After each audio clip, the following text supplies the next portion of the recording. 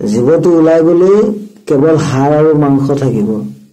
এই হাড় আৰু মাংসৰ লগত সম্বন্ধ ৰখাতকৈ প্ৰভুৰ লগত সম্বন্ধ ৰখাটোৱে কল্যাণ। যিটো শৰীৰ ইমানকৈ সজাইছা, নানা ভোগ সামগ্ৰীয়ে সজাই বৰাই লৈছা, সেই শৰীৰে গোটেই জীৱন দুখী কৰি মাৰে। ইটো ৰোগ সিটো ৰোগ, ইটো পাপ সিটো পাপ, কেৱল মলমূত্ৰ ভাণ্ডাৰৰ শৰীৰ। আৰু সেই শৰীৰটোৰ প্ৰতিয়ে কেৱল আসক্তি। না আজি আছে না কালিলৈ থাকিব, কোনো ভৰসা নাই। আকৌ এবাৰ হাৰি যাবা শৰীৰ আসক্তিত, পৰস্পৰ আসক্তিত।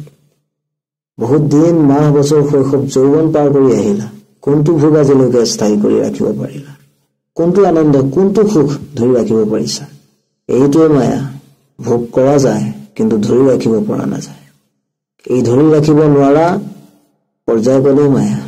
তুমি হাজাৰ বাৰ, লাখ বাৰ, কোটি কল্পবাৰ জন্ম লৈ ভোগিলৈ তৃপ্ত হ'ব নোৱাৰা, এয়াই মায়া। যেতিয়ালৈকে মায়াক পিঠি দি প্ৰভুৰ ফালে দৌৰ নলগোৱা, তেতিয়ালৈকে ভ্ৰমতে থাকিবা। আৰু তুমি প্ৰভুৰ অংশ, প্ৰভুৰ ফালে নদৌৰি ক'ৰ প্ৰভুক পিঠি দি মায়াৰ পকৰত দৌৰি ফুৰিছা? এবাৰতো মায়াৰ চাল বুজি লোৱা, তোমাক কি তোক দি বলিয়ালি কৰি আছে। যিটো অসত্য, যিটো অনিত্য, সেইটোক বাৰে বাৰে ভোগাৰ লালসাতেই জীৱন শৰীৰ সময় শেষ হৈ যায়, তথাপিও তৃষ্ণা থাকি যায়। সেয়াই মায়া। চকুৰে দেখি আছা, কাণে শুনি আছা, স্পৰ্শ কৰিছা, অনুভৱ কৰিছা, ৰস লৈছা, গন্ধ লৈছা, ভুগি পাইছা, কিন্তু পৰিৱৰ্তনটো ৰখিব পৰা নাই। সেয়াই মায়া। সেই সংসাৰ মায়া। যোৱাৰ সময় উপস্থিত হয়হি, তথাপিও এই সংসাৰৰ মায়া ত্যাগ নহয়। আকৌ দুৰ্লভ মনুষ্য জীৱনটোক মায়াই ঠগি দিয়ে। আৰু মায়াৰ হাত সাৰিবলৈ একমাত্ৰ সাধন উপায় এটাই, নাম জপ, নাম স্মৰণ। কেৱল কৃষ্ণ কৃষ্ণ নাম, কেৱল কৃষ্ণ কৃষ্ণ নাম কীৰ্তন, অখণ্ড নাম কীৰ্তন। বহুত প্ৰবীণ আৰু চতুৰ ভক্তজনেহে এই ৰহস্যটোক উপলব্ধি কৰিব পাৰে আৰু নামৰ আশ্ৰয় লয়। বাকী সকলো মায়াকে আশ্ৰয় কৰি, মায়াকে ভুগি মায়াতে মৰে।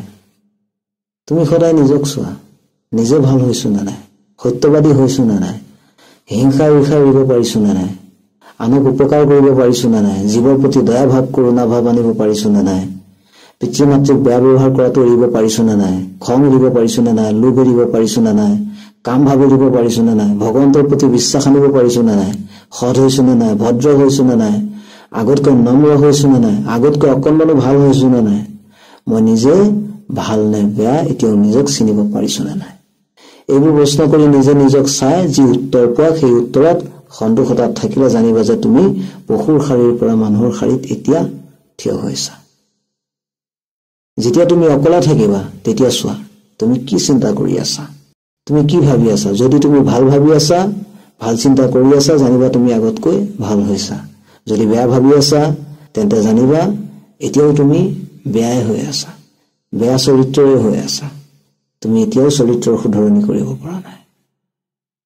হাজাৰজনৰ আগত প্ৰশংসনীয় হোৱাতকৈ নিজৰ আগত প্ৰশংসনীয় হৈছ, নিজে নিজৰ প্ৰশংসাৰ পাত্ৰ হৈছো নে নাই। কাৰণ অন্তৰত থকা মলিনতা বাহিৰৰ মানুহে গম নাপায়, তুমিহে তোমাৰ অন্তঃকৰণৰ বিষয়ে জানা, ভাল বেয়া স্বভাৱটোৰ বিষয়ে জানা। সেয়ে নিজৰ ওচৰত প্ৰশংসনীয় হোৱাটো আটাইতকৈ গুৰুত্বপূৰ্ণ। ইয়াৰ বাহিৰে মানুহক ভাল ভাল কথা কোৱা, মানুহক ভাল ভাল প্ৰবচন দিয়া, এইবোৰ কেৱল এনেই বলকি থকা। বাকী ধুৰন্ধৰ স্বভাৱটোৰ সদায় গোলামী হৈ থাকিব লগা হয়, কিঞ্চিত মাত্ৰ পৰিৱৰ্তন নহয়। যি ল'ৰা ছোৱালীয়ে নিজৰ পিতৃ মাতৃক কটু বচন মাতি কটু ব্যৱহাৰ কৰিব, পৰৰ দৰে ব্যৱহাৰ কৰিব, সেই ল'ৰা ছোৱালীৰ লৌকিক উন্নতিৰ শিখৰ যিমানেই উচ্চ নহওক কিয়, মনৰ শান্তি, মনৰ সুখ, মনৰ আনন্দ কোনোদিন প্ৰাপ্ত নহব।